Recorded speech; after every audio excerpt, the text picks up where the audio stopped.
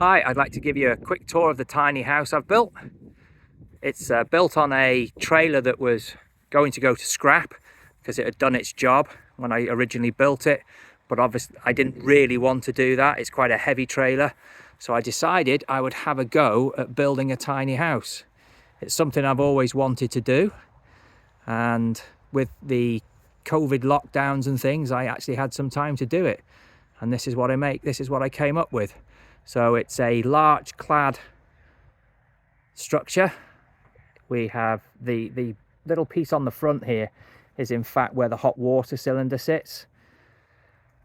The roof is made of cedar shingles, and then the dormer piece up there has some profiled steel sheet. So as we move down to the back here, we've got some decking. Some of it is part of the trailer, where the post is there. That's part of the trailer itself. The rest was just added to just put a bit of an extension and is not actually attached to the trailer. So we've got 3 steps to walk up. And then we come to the double French doors. And we open these and we go into the house. We're met with a electric log burner. And then coming in, we have a television. Moving round, the wood here you see is the dining table in its stowed position. To my left, we've got a generous 2-seat settee, easily sit 3 actually. Then we move on to the kitchen, the bottle of our gin on it. We have a induction hob with a built-in extractor. Underneath there we have a compact oven with built-in microwave. Moving forward, we have a full-size Belfast sink. Nice tap. And then just at the end here, we actually have a dishwasher. Kitchen, we've tried to give as much storage as we can, so we have some over kitchen storage here, and then behind me, under where the stairs are, we have another cupboard. Below that we have the fridge freezer. The colourful chairs here are for the dining table, which sits just behind the stairs here, and I'll show you how all this works in a minute. But first we'll go through this door with the antique ship's wheel on it,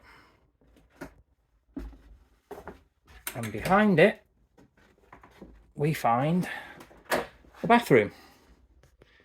So inside the bathroom, this is a full-sized bath.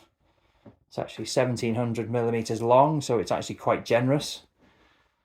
There's a floor mounted tap. Here is the heated towel rail.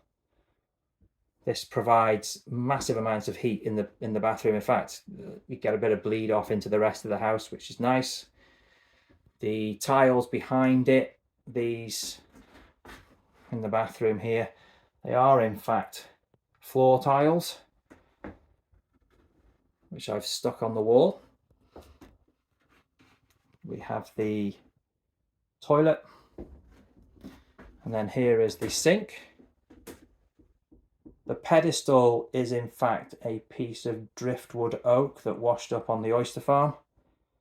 All we've done is sort of wax it up, and I've obviously chased out the rear to hide the waste pipes and things. You can still just about see the supply pipes. In the corner is a corner cabinet, which I saw in the window of a reclaimed furniture shop, and it was just too good to be left there, too cheap to be left there, so that came out. And obviously another reclaimed light fitting. Talking of reclaiming, all the wood, ceiling, walls and floor is all reclaimed timber. So the entirety of the interior of the house is built using reclaimed timber. I don't know if you can see blue and the red marks on the flooring, well, that's graffiti before they demolished the warehouse and took the floor out. So it's actually had a very light plane and then a very, very light sanding on top. This is the way to keep the character of the wood. So that's what happened there. So walking on through back into where the stairs are, you could probably work out they are quite steep. But while I'm here, this is the frame that holds the walk-on glass floor. I built the frame myself. I will have to credit my son with helping me with some of the woodwork inside the house. But this is the stairs. So we have alternate cutouts to make the return down much easier. So the stairs are probably as steep as what you'd find on a boat, maybe just slightly less than that, but not too difficult to ascend. Now we're coming up into the what I would class as the master bedroom. So we have it's a standard double bed. We've got a couple of bedside tables with some lamps on there. It's an antique porthole in the back there. Again, the headboard. So as we move round the bedroom, we have the clothes storage here. Obviously we are limited in height. It's not a full height ceiling, but it's not squodgy either. If we move round this way, these are a couple of bump strips just in case. Now we can look across the walk-on glass floor.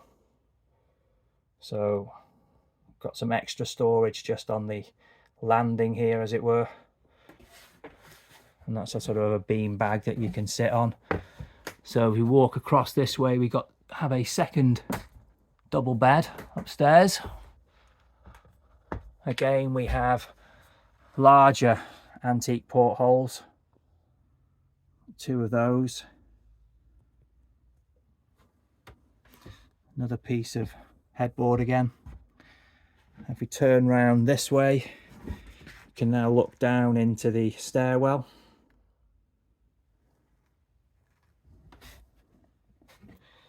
Running back again, walk-on glass floor. And just if you want proof that it is walk-on, there we go.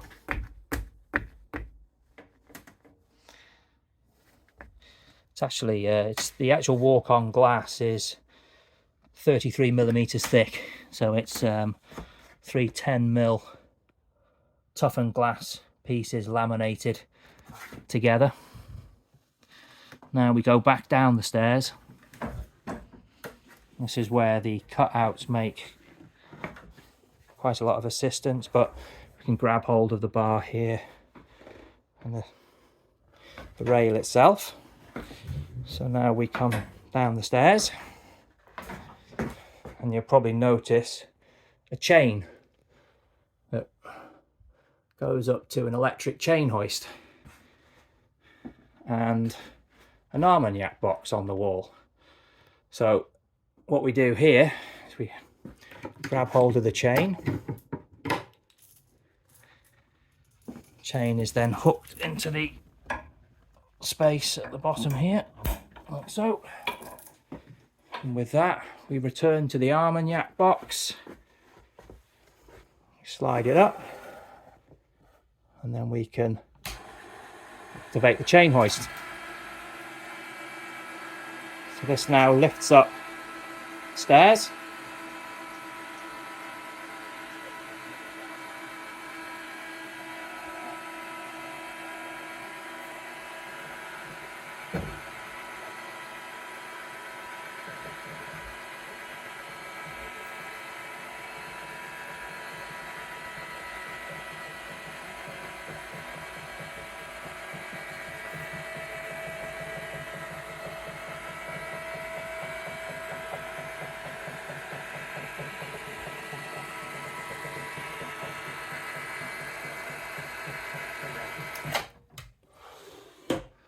Once the stairs are in their retracted position, we now open up an awful lot more space downstairs, so it doesn't feel quite so cramped.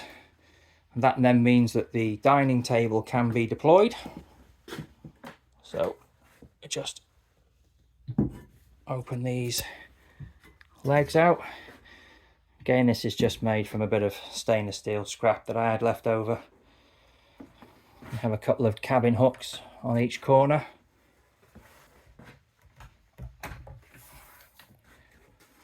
And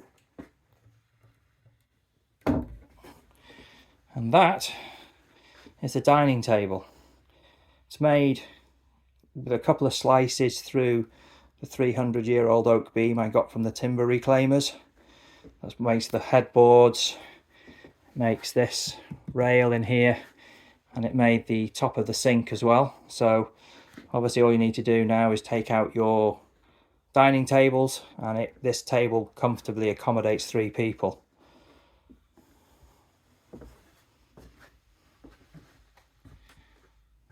And that is the tour of my tiny house. Thank you.